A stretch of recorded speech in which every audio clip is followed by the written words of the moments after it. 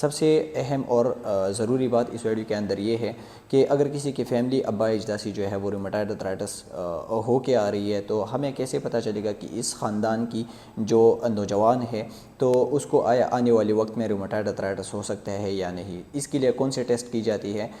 تو وہ ہم اس ویڈیو میں ڈسکس کریں گے، تو ویڈیو کو لاسٹ تک دیکھیں۔ السلام علیکم، امید ہے سب خیریت سے ہوں گے۔ آج ایک ٹاپک ڈسکس کریں گے رومیٹائڈ ارتھرائٹس، جس کو اردو میں جوڑوں کی بیماری بھی کہتے ہیں۔ اس ویڈیو کے اندر ہم رومیٹائڈ ارتھرائٹس پہچانیں گے کہ رومیٹائڈ ارتھرائٹس کیا ہے اور وہ کون کون سی وجوہات ہیں جس کی وجہ سے رومیٹائڈ ارتھرائٹس ہو سکتی ہے۔ سب سے اہم اور ضروری بات اس ویڈیو کے اندر یہ ہے کہ اگر کسی کی فیملی ابا اجداسی جو ہے وہ رومیٹائڈ ارتھرائٹس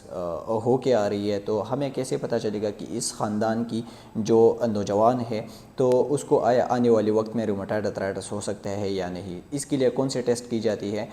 تو وہ ہم اس ویڈیو میں ڈسکس کریں گے، تو ویڈیو کو لاسٹ تک دیکھیے۔ رومیٹائڈ ارتھرائٹس پہچانتے ہیں کہ رومیٹائڈ ارتھرائٹس کیا ہے۔ ایک جوڑوں کی بیماری ہے جس کے اندر جو ہے ہماری باڈی کے مختلف جوائنٹس جو ہے وہ افیکٹ ہوتے ہیں، جیسے کہ ہاتھوں کی، ایلبو کی، شولڈر، نی اور اینکل کے پیروں کی جو جوائنٹس ہے وہ افیکٹ ہو سکتے ہیں، ان کے اوپر اثر پڑ سکتا ہے۔ اس کی وجہ سے جو ہے نا انسان کو ان اپنے جوڑوں کے اپنے جوائنٹس کے اندر جو ہے وہ شدید قسم کا ایک درد محسوس ہوتا ہے، جس کی وجہ سے وہ چل پھر بھی نہیں سکتا، چلنے پھرنے میں بھی اس کو مشکل پڑ سکتی ہے، اور اس کو جو ہے وہ اس کے ساتھ ساتھ جو ہے وہ کافی اور مسائل بھی پیش آتے ہیں، کیونکہ یہ ایک auto immune systemic auto immune disorder ہے، تو اس کی وجہ سے جو ہے باقی وجود کے اوپر، باقی باڈی کے اوپر جو ہے باقی آرگنز کے اوپر بھی اثر پڑ سکتی ہے، جیسے کہ یہ جو ہے لیکریمل گلینڈ کو بھی افیکٹ کر سکتا ہے، سلیوری گلینڈز کو بھی افیکٹ کر سکتا ہے، اور اسی طرح جو ہے وہ ہارٹ کو اور لیور کو مطلب یہ ہے کہ باڈی کے مختلف ارگن کو افیکٹ کر سکتے ہیں۔ اچھا، اس کی وجوہات کے اوپر بات کرتے ہیں تو اس کی وجوہات جو ہے وہ جینیٹک بھی ہے، مطلب جینیاتی طور بھی جو ہے وہ ابا اجداسی ہو کے آ سکتی ہے، بچے کو جو ہے وہ ہو سکتی ہے۔ دوسری بات یہ ہے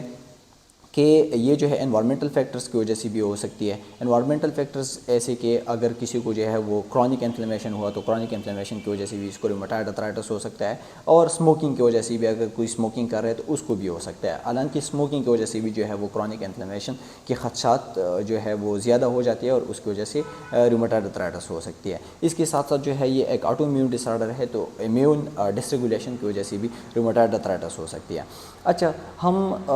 جینیٹیکلی جو اگر بات کریں گے تو اس کے اندر جو ہے ہماری باڈی کے اندر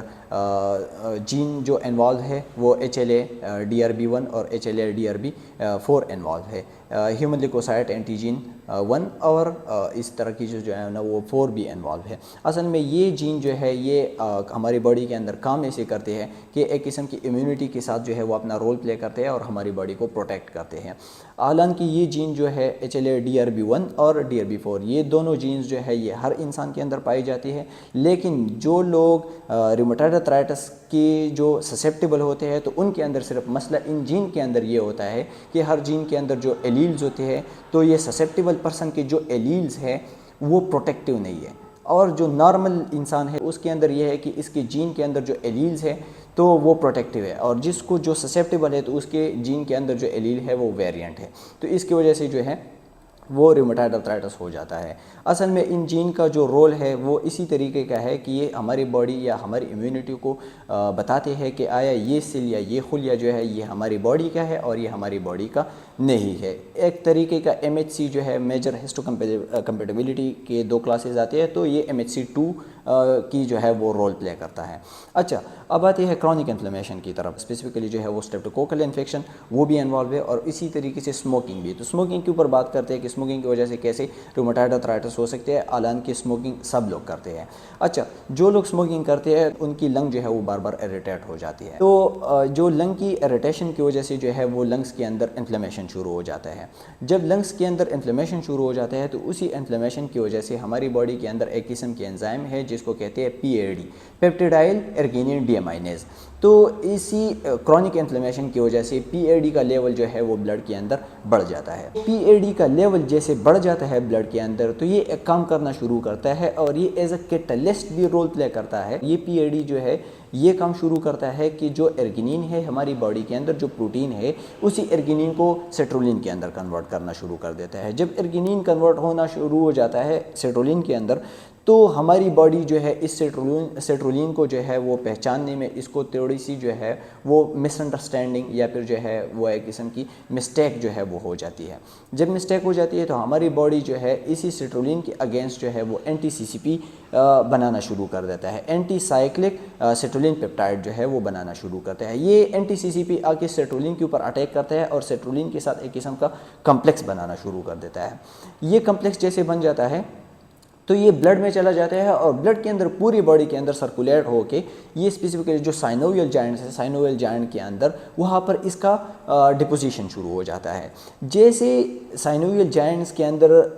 اسی کمپلیکس کا امیون کمپلیکس کا ڈپوزیشن شروع ہو جاتا ہے تو اسی ڈپوزیشن کی وجہ سے جو ہے سائنوویل جوائنٹ کے اندر مختلف قسم کی سیل ایکٹیویٹ ہو جاتی ہے جیسے کہ کمپلیمنٹ سسٹم میکروپیج. تو ان سیلز کی ایکٹیویشن کی وجہ سے جو ہے ایک قسم کا سائٹوکائن سٹارم جو ہے وہ شروع ہو جاتا ہے. سائٹوکائن سٹارم کے اندر جو ہے سائٹوکائن جو انوالو ہے تو وہ انٹرلیوکین 1 انٹرلیوکین 6 انٹرلیوکین 17 اور اسی طریقے سے ٹی این ایف الفا جو ہے وہ اس کے اندر انوالو ہے. تو یہ جو سائٹوکائن سٹارم ہے اسی سائٹوکائن سٹارم کی وجہ سے جو ہے ایک قسم سائنوائٹس ہو جاتا ہے جس کو ہم سائٹوکائن میڈیٹڈ سائنوائٹس بھی کہتے ہیں. اور اسی سائنوائٹس کی وجہ سے جو ہے سائنوویل جوائنٹس کے اندر پینس فارمیشن شروع ہو جاتا ہے. اور پینس فارمیشن پینس کیا ہے؟ ایک اب نارمل ٹیشو ہے جو کہ ایک قسم کے انزائم ریلیز کر رہے ہوتے ہیں اور اسی انزائم کی وجہ سے کارٹیلیج کی ڈسٹرکشن اور بون کے ایروجن شروع ہو جاتا ہے. ابھی جو ضروری بات ڈسکس کریں گے وہ یہ ہے کہ اس کے لیے کون سا ٹیسٹ کیا جاتا ہے جس کے ذریعے ہمیں پہلے سے پتہ لگ جاتی ہے کہ آیا آنے والے وقت میں مجھے رومیٹائڈ آرتھرائٹس کی ہونے کے چانسز ہے یا نہیں ہے. تو اس کے لیے این ٹی سی سی پی ٹیسٹ کیا جاتا ہے. آپ کسی لیبارٹری یا پھر کسی ہاسپٹل میں جا کے آپ یہ ٹیسٹ کروا سکتے ہو. یہ ٹیسٹ تقریباً 3 سے لے کے 5 سال پہلے ہمیں بتاتی ہے کہ آنے والے وقت میں آپ کو رومیٹائڈ آرتھرائٹس ہو سکتی ہے. تو یہ تھی رومیٹائڈ آرتھرائٹس کی کہانی. امید ہے آپ لوگوں کو ویڈیو سمجھ آئی ہوگی. ملتے ہیں نیکسٹ ویڈیو میں. تب تک کے لیے اپنی دعا میں یاد رکھنا. اللہ حافظ.